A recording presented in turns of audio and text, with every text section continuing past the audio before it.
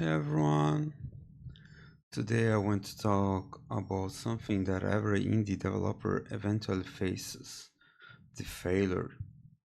A while ago, I released my game on Steam and honestly, I didn't perform well.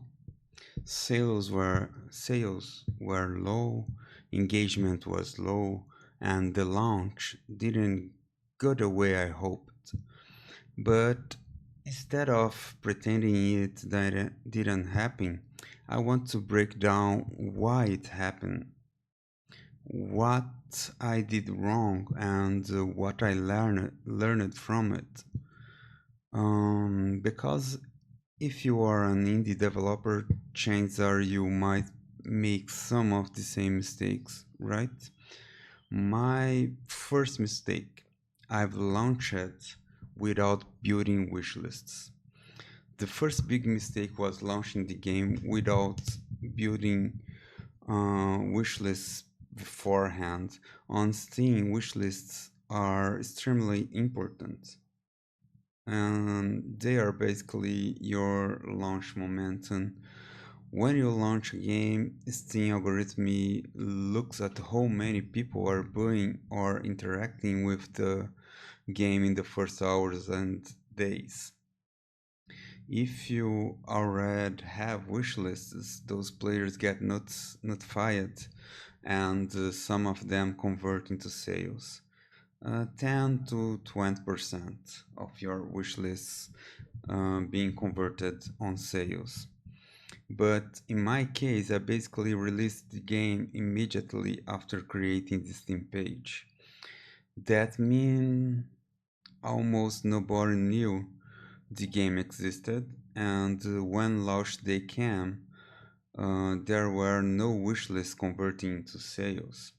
So the launch had almost zero traction.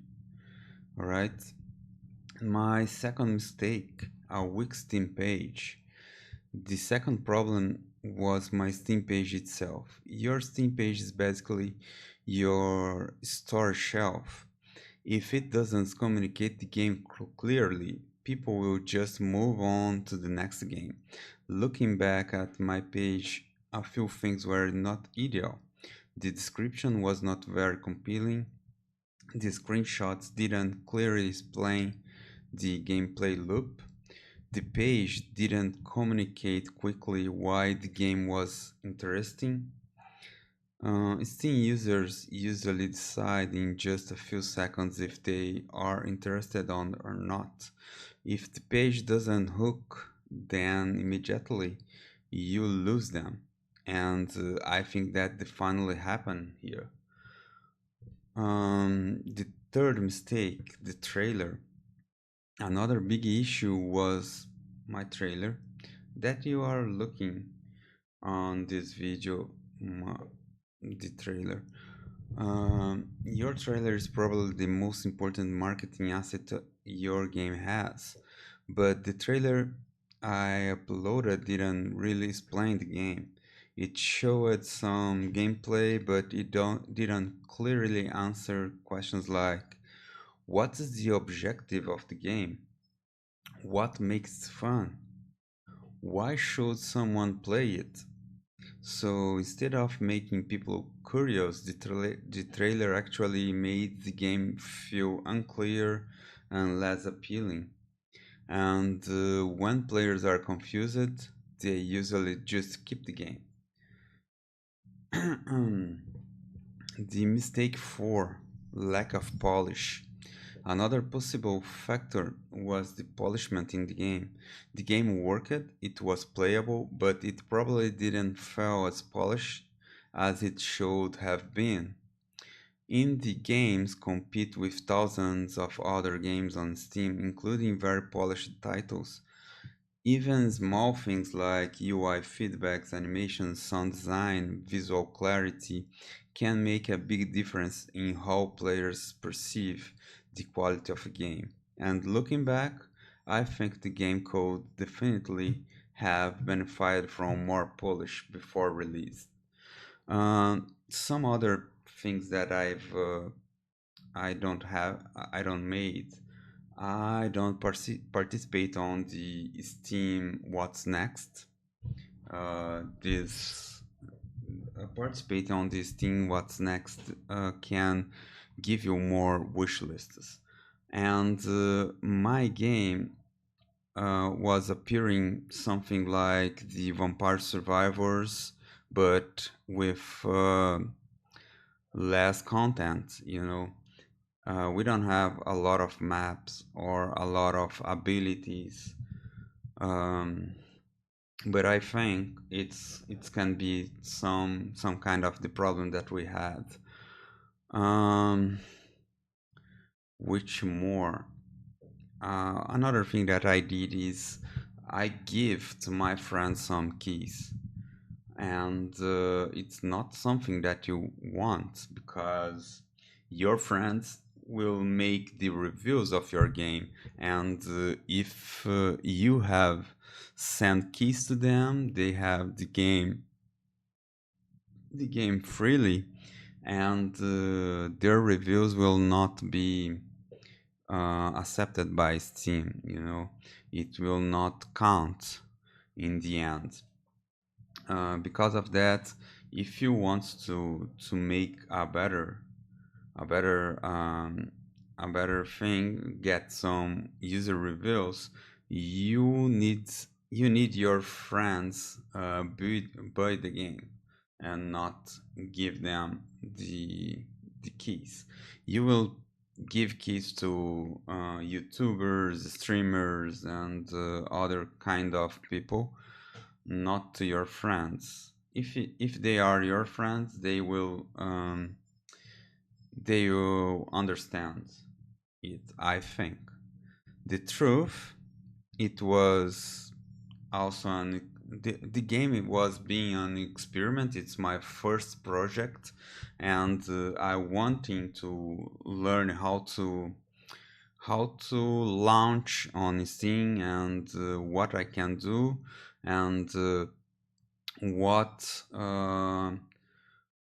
what Steam can do for me, and I see I have a lot to learn about marketing, and I need to make more polished and with more content game, but there is one more thing, this launch.